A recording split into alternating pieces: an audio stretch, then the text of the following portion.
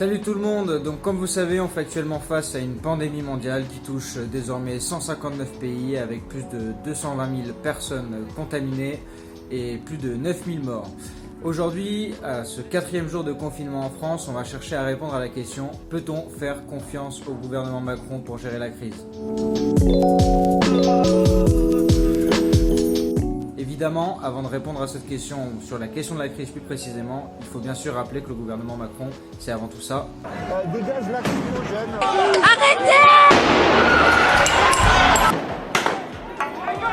Alors vous me direz que peut-être qu'en matière de santé et dans la gestion de la crise sanitaire, le gouvernement Macron c'est peut-être différent. Eh bien en réalité le gouvernement Macron c'est aussi ça. J'étais seule dans le service à pouvoir à la fois surveiller les patients, à la fois faire les soins, à la fois faire les remplissages du matin et pouvoir mettre tout le matériel à disposition. Quand une collègue me dit Yasmina, il y a un patient qui va vraiment pas bien, et effectivement je rentre dans le box, ce patient était en grande détresse respiratoire, et si ma collègue qui passait là par hasard ne l'avait pas vu, on aurait probablement retrouvé le patient mort. Ces défauts de surveillance, on en a plusieurs parce qu'on n'est pas assez. Et un système de santé dans cet état-là, face à la crise sanitaire du coronavirus, ça donne ça. Vous voyez ce masque-là, eh bien, il faut que je le change tous les 4 heures. Et moi, j'ai la chance d'en avoir un. À Pompidou, il y a le cœur artificiel et nous n'avons pas de masque. Je disais il y a 2 jours que c'était une économie de santé de pays sous-développés, mais je pense que je n'ai pas tort. Cette affaire, il faudra qu'on se l'explique un jour. Comment on a pu en arriver là? Comment ceux qui nous gouvernent, au fur et à mesure des années qui sont passées, ont laissé faire? Il faudra qu'on en parle. En effet, rien qu'en 15 ans, les hôpitaux français ont perdu 69 000 lits à coup de restrictions budgétaires et d'austérité dans les hôpitaux. Alors peut-être que vous vous dites encore, bon ben là ils ont l'air de prendre le truc au sérieux, ils ont l'air de faire les choses bien. Est-ce que vous vous rappelez ce que disait Agnès Buzyn, ex-ministre de la Santé, il y a seulement quelques jours en conférence de presse ? Le risque d'importation de cas depuis Wuhan est modéré. Il est maintenant pratiquement nul puisque la ville, vous le savez, est isolée. Et comble de comble, cette même Agnès Buzyn qui disait ça il y a quelques jours a sorti une interview dans le journal Le Monde dans laquelle elle accable le gouvernement en disant qu'elle a tout fait pour les prévenir de l'enjeu de la crise sanitaire et qu'ils ne l'ont pas écouté. Je cite: « J'ai averti Édouard Philippe que les élections ne pourraient sans doute pas se tenir.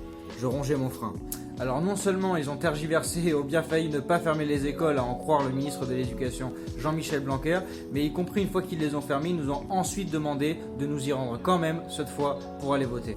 Alors comment ces gens qui nous ont demandé d'aller voter malgré la crise sanitaire, ce qu'une bonne partie des gens n'ont pas fait, étant donné les énormes taux d'abstention, peuvent aujourd'hui nous expliquer que ça serait nous les irresponsables? Bref, la rhétorique gouvernementale qui nous explique que le problème, ça serait l'irresponsabilité de la population, c'est un peu fort de café, non ? Avec Révolution Permanente, on propose 5 mesures qui, il nous semble, pourraient répondre à la crise sanitaire en cours. Vous pourrez les retrouver dans la description de la vidéo et sur notre site révolutionpermanente.fr, et parmi celles-ci, il y en a une qui paraît des plus urgentes, c'est celle de tester massivement et gratuitement la population.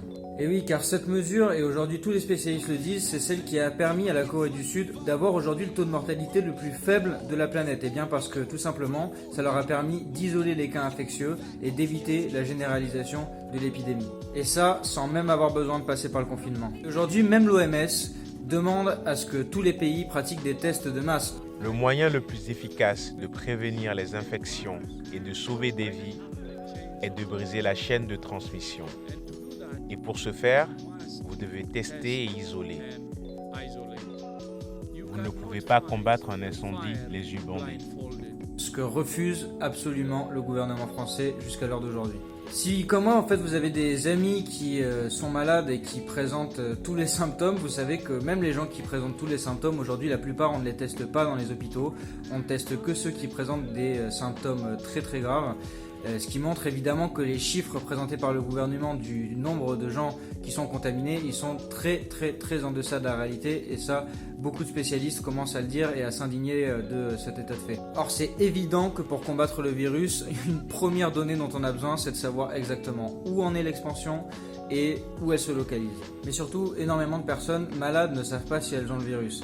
Évidemment, elles angoissent, mais y compris ça augmente énormément le risque qu'elles contaminent d'autres personnes, surtout que, comme on le sait, une grande partie des malades sont asymptomatiques Et avec la situation actuelle que le gouvernement permet, où une immense partie des salariés continuent de travailler dans des entreprises non essentielles, vous voyez le risque que ça comprend de prolifération de l'épidémie de manière exponentielle.